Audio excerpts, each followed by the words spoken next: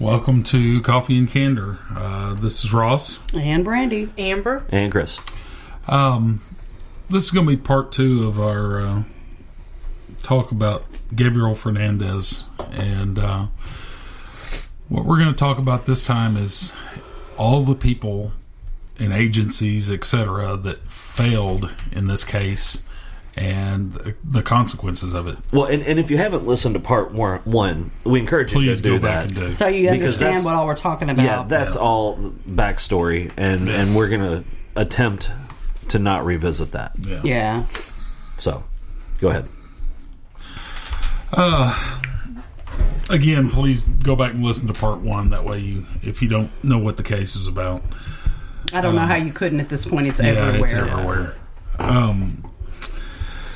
So, Gabriel wound up living with his mother and her boyfriend, and there was a lot of abuse going on, and it got really bad the last, I guess, probably 6 months of his life, 8 months, something like that. Well, they had him for 8 months, and it says that there were clear signs that the abuse went on for 8 months. Yeah, so just right off the bat, you know. And I guess it started off with his teacher at school. Who did what she was supposed to do. What she was legally allowed to do. Right. Well, and I'm sure she wanted to do more. Yeah. But, you know. Because what she would call the police, and the police just wouldn't fucking do anything. Oh, She'd call the hotline, which was supposed to call the police. And the response would be, okay, like, yeah, we'll take it under advisement. Take it under advisement. Well, you know, we've told you a child that was the response. You know, and like, for instance, like the one time that we know about that the call went in, you know, at the end of the school day, nobody showed up until 3 o'clock in the morning. And all they did was, the sheriff's deputies knocked on the door. The mom came to the door and she said, "Oh, he's sleeping, but he had some bumps and bruises because he fell off his bike." And they went, "All right, have a good night, ma'am." See, if I was the teacher, I'd have been like, "No, y'all don't understand. I'm not letting this boy leave this building until one of y'all come over here and fucking look at him." And the thing was, you know, I mean, it started slow, as if there wasn't a whole lot of apparent damage to him. So it was kind of like it built.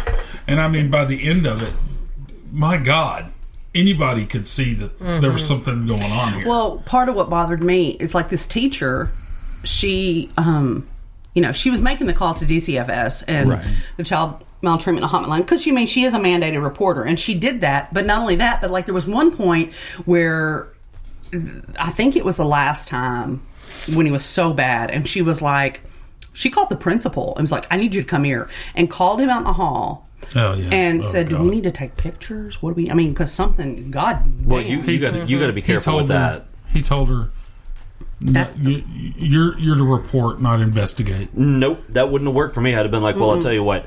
I've been reporting, and it's still happening. Right then I'd have been like, "Well, I'll tell you what. Here's what's going to happen, motherfucker." She was one of them that you can honestly say didn't fail him. Well, I would have told the principal, "I'm going to take him to the police station.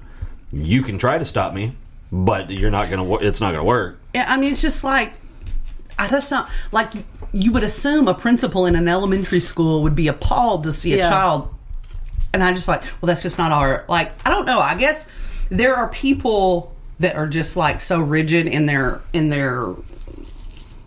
whatever that they're like, well, that's not ours. We don't jump outside that box. I've just never been one of those people. But Brandy, at the same time, okay, I get it. You have guidelines, etc., whatever. Okay, but here's the deal. Expensive. We're not talking about a case number. We're not talking about we're talking about a child. Yeah, and I know what he was probably thinking was, "Oh my God, if I go above what's expected, I might lose my job." Yeah, some things are worth losing your job. Maybe, but that kid lost his life. Yeah. You know, that some things are worth losing your job over. Yeah, exactly. That one guy wasn't afraid to lose his job. That security guard. Yeah. My soul hurt for him because you could tell he was haunted by it, and he tried so hard, and I think that was 10 days or something before he died. She had gone into not DCFS, but another office that was, involved in welfare and that. It was one of those contracted out offices. Yeah. And He was a security immediately guard. upon walking in, the security guard noticed all this because this was at the point where he had all the clumps out of his hair. This was at the end of that busted 13 lip. days Yeah. where he was healing. Yeah. And immediately knew something was going on. And Well, you'd have to be a moron not to. he goes up. Well, apparently And- there's a lot of fucking morons in the L.A. County Sheriff and DCFS Apparently. offices. He goes up and talks to the girl that was, I guess, dealing with him about their case or whatever. And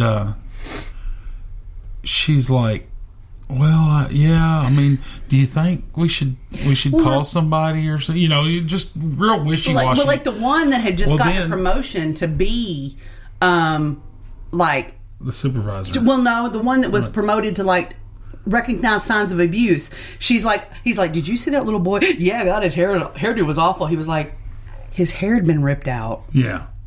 And she was like, Yeah. really? But then she claims Like that an airhead. she went and talked to her supervisor. Which I'm sure And- she didn't. It was the supervisor said, "Well, it's Friday. It's the end of the day. Oh, well, we yeah. Which we certainly, can't, you know. we can't pay the overtime." I mean, that's excuse me, That makes me have heart palpitations. It makes me so angry. but here's the deal, and they went on to explain this in the documentary. That office was not a government office.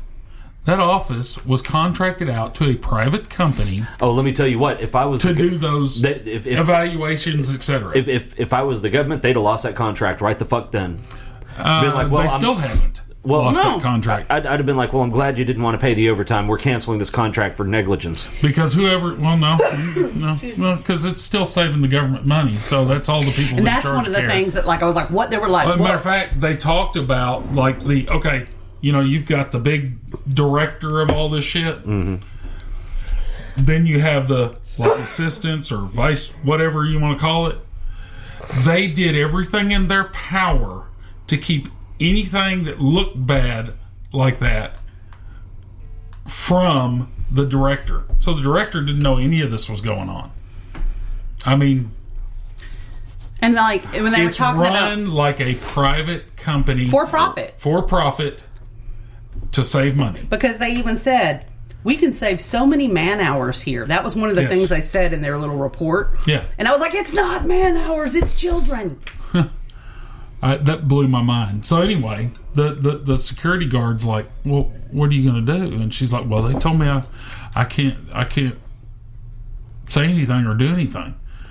And Well, Then not they- exactly. well, then- They said they weren't going to pay you to. well, okay. Same thing But for then her. the woman's like, well, No, it's why don't absolutely you- not the same I said thing. for The her. woman's like, Oh, why don't you call them to the security guard? The security guard's literally like, okay, that's a HIPAA violation for you to even be telling me anything about this. But at this point, everything that security guard saw, he said, fuck it, I'm calling. If I lose my job, I just If I lose my job, I lose my job. yeah, and I'm sure that he would not have a problem getting a new job No. If I had a place to hire him, I'd hire in him. a split second. Yeah. And so he called. Didn't go And anywhere. He actually he got onto the switchboard and they had like the recording because he called 911 okay. and Oh, and they told him, they were like, this is 911's this for is an emergencies. emergency. This is for emergencies. I'd have been like, motherfucker, this is an emergency. I mean, a little That's what child 911 told him. beaten like that's not an emergency. What the fuck is? And so they gave him the number to call. So then he has to hang up. They disconnect the call. He hangs up and he calls the non-emergency number. Yeah. And they're like, well, we'll try to get somebody out there. Yeah. And that was when it was, it was like 3 o'clock in the afternoon, and it was in the early hours of the morning When they sheriff's finally, deputy because they said it showed kept up. getting flagged as low priority and other things kept coming in. Yeah. So it was the middle of the night Yeah. before Anybody showed up. ever Well, went. then they knock on the door. I'm sorry to be bothering you this late. Blah. We got a report. Blah blah blah. See, that's what I don't understand because here, man, if your grass is too long, CPS can take your fucking kids. Well, They- and I'm sure you it does never- there the- too, but the deputy never asked to see him. Never spoke to Gabriel. Just talk to the mama. The irony of it is Gabriel was locked in that cabinet. When the mom said, "Oh well, he's asleep," I'd have been like, "Okay, go wake him up." No, take me to his him. room. Well, that too. And then and then he would have seen him in that fucking cabinet or whatever, and that would have been enough because right then he could have taken that kid. Here's the deal, too. Because he could have said, "I believe this kid is in imminent danger," and fucking taken him, and he would have never had to go back, and he'd be alive today. We're talking about this one sheriff's deputy who visited at 3 a.m., whatever. Okay. Over the 8 months leading up to his death that he lived with his mom and her boyfriend, sheriff's deputies were called to that house. What'd they say? 9, 10 times? I thought it was 12. It may have been. I don't remember. It was a lot. So you mean to tell me every single sheriff's deputy that was told to go to that house never saw the child, never spoke to the child, never filed a report, never filed a report. The only way there they was can no prove, report showing that they were there. The only way they can prove that they were ever there is the little laptops in their cars. They logged the address as a stop. 10-7 here, 10-8. I'm gone. Yeah, so that's the only way they can prove that they had been by there. Because not one of them made a report. And not one of them spoke to or saw the child. Just either spoke to the mom or spoke to the boyfriend, and they were told he fell off his bike. He got beat up by some other kids at school. You would think that if you get 10 or 12 motherfucking calls, maybe you want to go. Maybe you would think something might be fucking amiss. But Chris, every time it was a different deputy going out there, and there were none no reports, of them ever filed a report. So there was nobody. There was no supervisor as far as the sheriff's department goes to go. We've had we've been out to this house 12 times in the last 6 months. So here's the thing, and we talked about this a little bit outside. The last deputy that went finally got a hold of the mom. She said, "Oh, he moved. I moved him to Texas." And he was like, "All right, thank you. Have a good day." All right, and talk to her on the phone about that. So here's the thing. We talked about this just briefly outside. If I'm a government employee and I make a decision that somebody doesn't like, I cannot be sued or prosecuted. You're because protected of that. under that umbrella. Right. However, what they did is fucking criminal. It is criminal. They falsified paperwork. And they were criminally negligent, and they can be criminally charged with negligence. There's even more to that. Oh fuck! Yeah. Okay, let's hear it. The prosecutor. He's married, has 2 children. Oh yeah, I forgot about this. His wife was one of the was a deputies sheriff's on there. deputy. Not one that went to the house. Not one that went to the house, force. but she had actually went somewhere else, then came back to that precinct.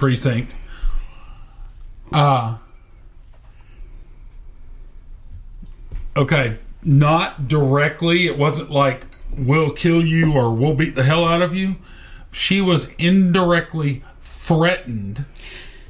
They basically told her, it would be awful. Because her husband was investigating them. It would be awful if you got a call out and no one came. If you were in danger, in trouble, or were in danger, and no one answered. Wouldn't that be terrible? Like more than one did that to her. You know what? That she should have gone to IA. She did. IA was running the investigation.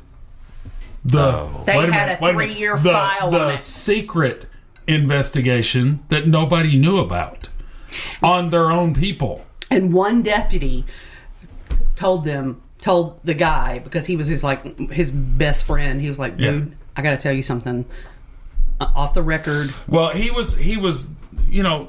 How is there not any records? How is there not any investigation about this? What's going on here? And on.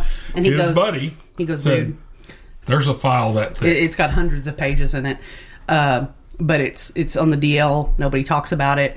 And so he started trying to pursue it. Who's got the investigation? IA. And then because he started trying to find that file, that's when his wife was threatened. Yeah. Oh, some motherfuckers just need to be... And, a lot... Thank God, I've never dealt with CPS coming and what they do and how they do what they do. I thought it was really interesting that they took us on a case to show